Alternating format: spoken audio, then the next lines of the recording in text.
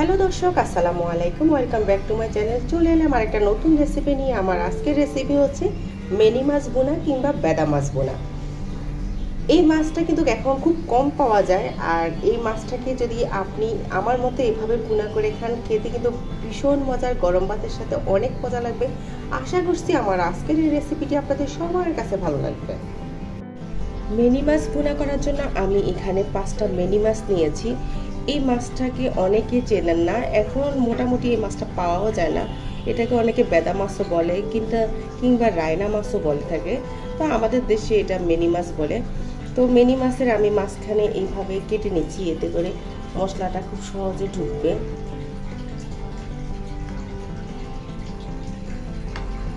দুই সাইডে একটু দাগ কেটে নিচ্ছি।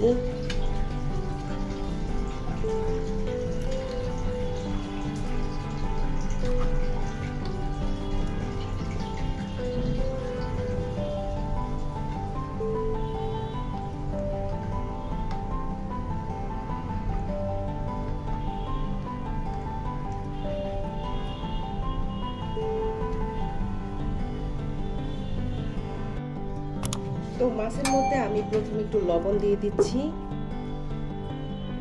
সামান্য একটু হলুদের গুঁড়ো দিয়ে দিচ্ছি, আর সামান্য মরিচের গুঁড়ো দিয়ে দিচ্ছি। দিয়ে খুব সুন্দরভাবে আমি মিনি মাছটাকে মেখে দিচ্ছি। আগে এই মাছটা অনেক পাওয়া যেত, এখন টোটালি এটা বিলুপ্ত হয়ে গিয়েছে, খুব কমই পাওয়া যায়। এই মাছটা খেতে কিন্তু ভীষণ মজার, যদি সুন্দরভাবে এটা ভুনা করা হয় কিংবা ঝোল রান্না করা হয়, দুইভাবেই মজা লাগে। তো মেখে নেওয়া শেষ হয়ে গিয়েছে। এখন আমি চুলায় একটা প্যান বসিয়ে দিব। তো চুলায় একটা প্যানে আমি কিছু পরিমাণ তেল গরম করে নিয়েছি। এখন আমি যে মাছগুলো প্রসেসিং করে রেখেছি সেগুলো দিয়ে দিব।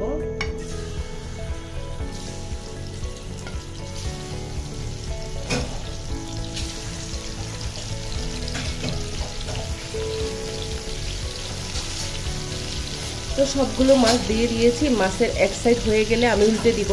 তো দেখুন মাছের এক সাইড হয়ে গিয়েছে, আমি উল্টে দিয়েছি।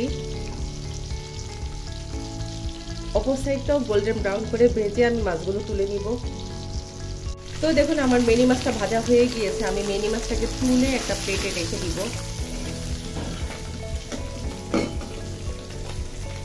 তো যে প্যানে আমি মাছ ভাজি করে রেখেছি সেই প্যানে আমি এখানে হাফ কাপের মতো পেঁয়াজ দিয়েছি, একটা টমেটো, 4-5টা কাঁচামরিচকে ফালি করে দিয়ে দিলাম।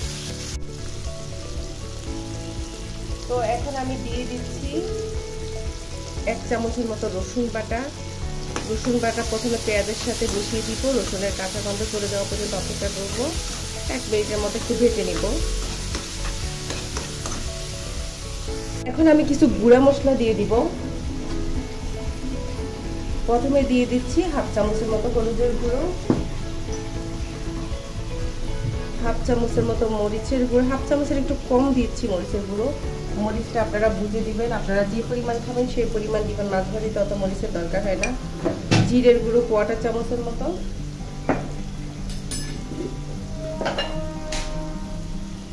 তো স্বাদ মতো একটু লবণ দিয়ে দিচ্ছি।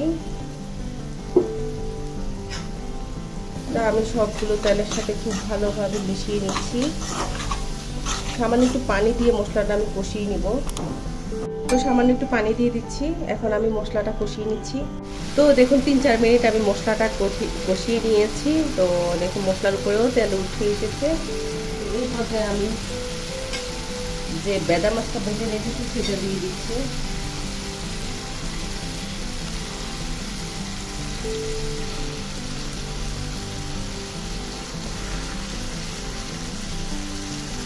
সবগুলো মাছ দেওয়া শেষ।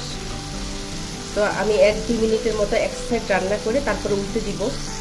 তো 2 মিনিট হয়ে গিয়েছে, এখন আমি উল্টে দিচ্ছি।